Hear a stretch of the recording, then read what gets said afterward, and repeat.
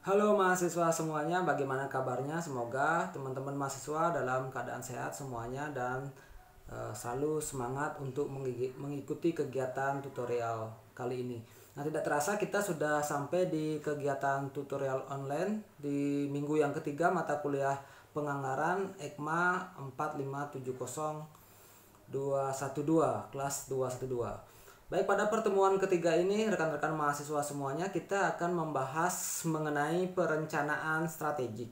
Nah, sebelum kita melangkah lebih jauh, ingin mengetahui apa capaian output atau tujuan pembelajaran di kegiatan tutorial minggu ketiga ini, kita akan mereview sejenak ya teman-teman mengenai perencanaan strategik.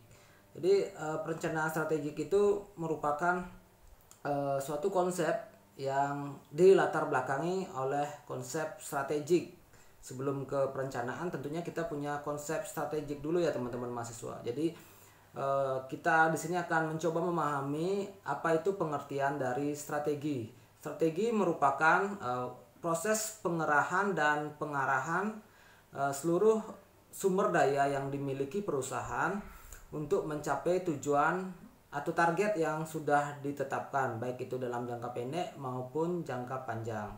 Tentunya di sini strategi adalah induk dari rencana strategik. Jadi strategi itu merupakan induk atau kumpulan dari rencana-rencana strategik yang ada di perusahaan.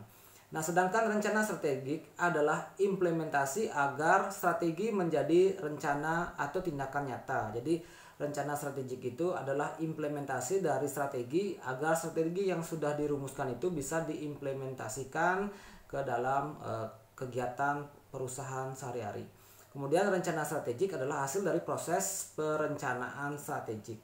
Nah, perencanaan strategik tersebut merupakan proses untuk menentukan bagaimana menerapkan strategi yang sudah ditetapkan oleh perusahaan, baik itu strategi jangka pendek maupun strategi jangka panjang.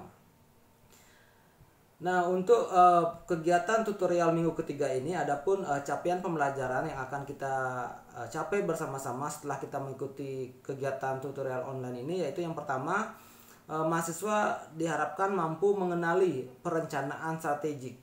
Kemudian mahasiswa mampu memahami tentang pentingnya perencanaan strategik pada suatu perusahaan. Kemudian tujuan berikutnya adalah mahasiswa mampu memahami mengenai proses penyusunan rencana strategis, kemudian dapat melakukan tahapan dalam penyusunan rencana strategis.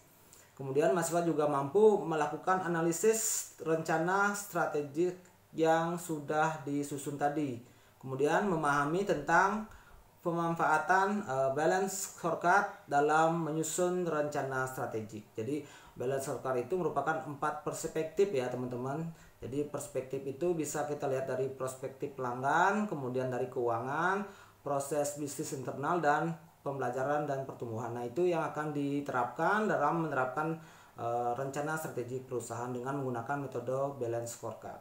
Kemudian mahasiswa juga mampu mengimplementasikan balance scorecard dalam menyusun rencana strategis serta mengetahui hubungan antara strategis, rencana strategis, dan anggaran. Tentunya hubungannya adalah saling keterkaitan, merupakan satu kesatuan sistem yang saling mendukung, baik itu rencana strategis, kemudian rencana strategis dengan anggaran itu saling keterkaitan dan satu sama lain saling ketergantungan dan saling mendukung untuk mencapai tujuan perusahaan.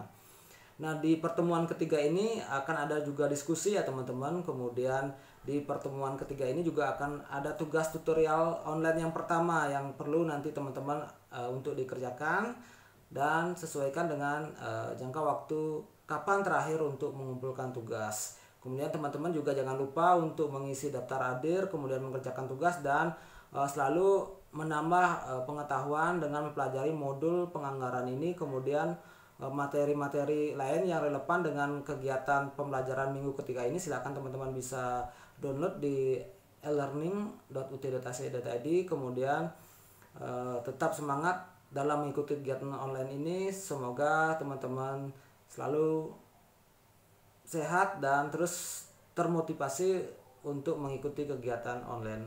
tutorial online ini. Baik, demikian yang bisa saya sampaikan. Terima kasih dan sampai ketemu minggu depan.